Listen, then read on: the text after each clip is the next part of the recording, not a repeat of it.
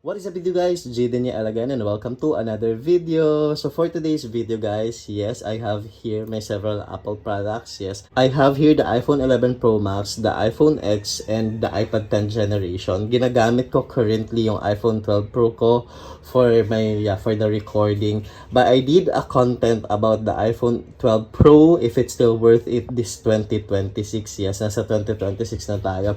So you might want to check that out. I'm not sure kung ano mga unang lalabas sa kanila. Is it the iPhone 12 Pro, the iPhone 11 Pro Max, or the iPhone X for 2026 if they're still worth it.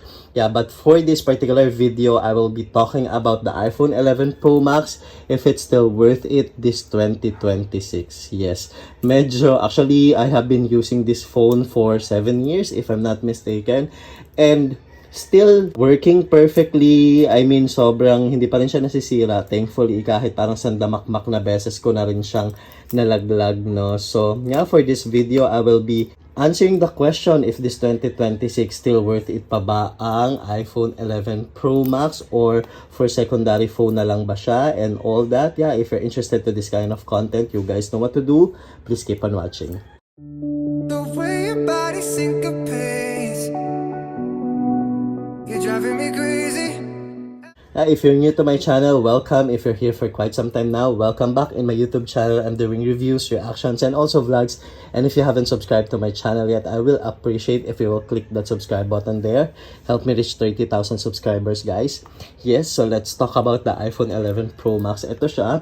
Of course, it's bigger, no, than my iPhone 12 Pro. Sadly, hindi ko sila mako-compare kasi mako-compare ko sila mamaya because later I will be using the iPhone X nga, no. So, I will be trying na lang to show you, comparing the size of the Pro and first the Pro Max. Although I know naman na by now, alam nyo naman na yung difference niya, no? But yeah, let's talk about the iPhone 11 Pro Max if worth it pa ba, this 2026. Sabi ko nga sa inyo guys, sa totoo lang, ang tagal ko nang ginagamit nitong iPhone 11 Pro Max. Like when I say matagal, around 6 to 7 years. Kung kailan siya lumabas, I'm not sure, 5 years na ba siya or 6 years. No, I have to review lang. Pero feeling ko mga ganun ko na siya katagal ginagamit. Kasi nga, basta matagal ko na siyang ginagamit and nakakatuwa kasi it's still working perfectly, no? So, sige, tanggalin ko lang yung case niya, guys. Ayan, guys, inalis ko lang yung case niya. So, ito yung kanyang, sige, to start with, actually 5 aspect yung gusto kong tingnan eh. Una is the build quality,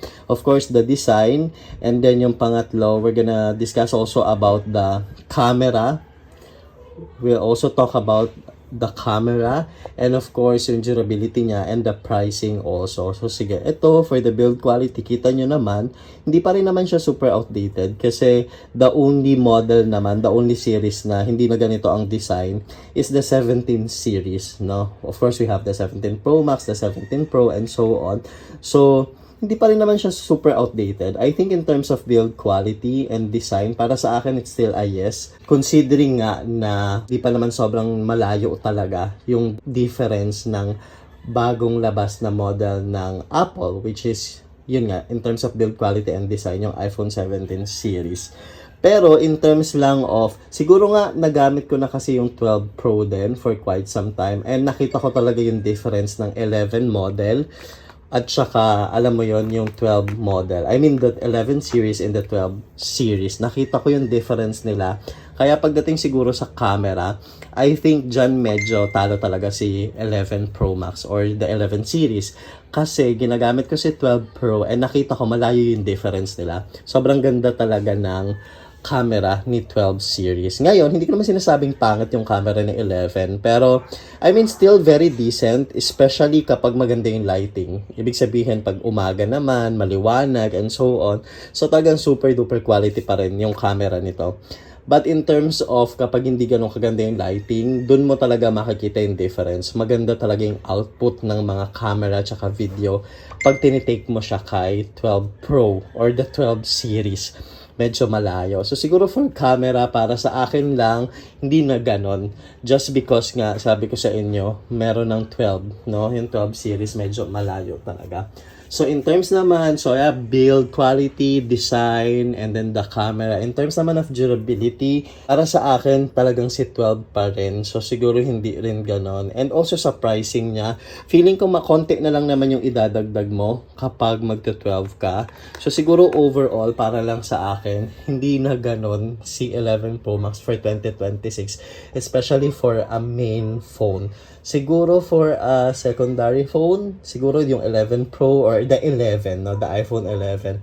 But for a main phone, para sa akin, si 12 series talaga yung pinakamaganda na pwede nyo maging option. Kasi ngayon, gumagamit ako ng 12 Pro and nakita ko talaga yung difference nila in terms of design, bit quality, camera, and of course, yung durability at the same time, pati na rin sa pricing. Kung hindi naman ganun, alam nyo yun, kada laki yung dadagdag nyo, please do not go for iPhone 11 series.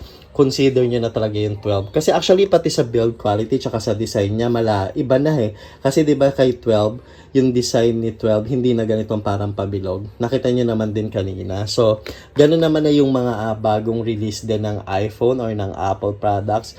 Kaya yon, madali na ring makita na that's iPhone 11 Pro Max, no? Siyempre, pag natakpan ng case, hindi ganun makikita.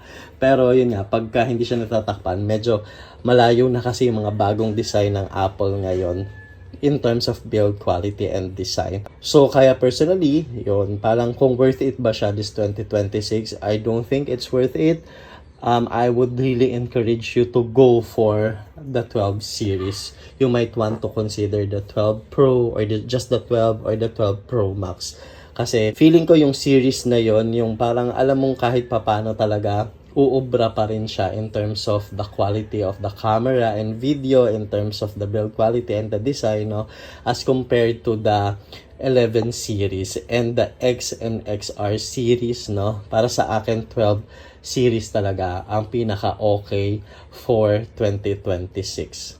For the pricing naman itong 11 Pro Max, I'm not sure kung makakabili kayo ng siguro may mga 7K, no, 8K or 6K for this, so you might want to consider that. Pero kung magdadagdag lang kayo ng 3K or 4K or siguro at most 5K for the 12 series, 12 Pro or 12 Pro Max, wag na kayo magdalawang isip. I-consider nyo na talaga agad yung 12 series kasi yun nga, malayo sila, malayong difference sila, and talagang mas okay gamitin si 12 series for the year 2026. Yeah, medyo nag-iingay na yung aso namin, but hopefully that helps you, no, if you're someone just asking a question, ano bang pinaka-okay na iPhone for the year 2026? To answer that question truthfully and honestly, go for the 12 series. Either 12 Pro or 12 Pro Max. Yeah, just go for it. That's all for this video, guys. Thank you so much for watching and I hope I'll see you again on the next one. Bye for now, guys.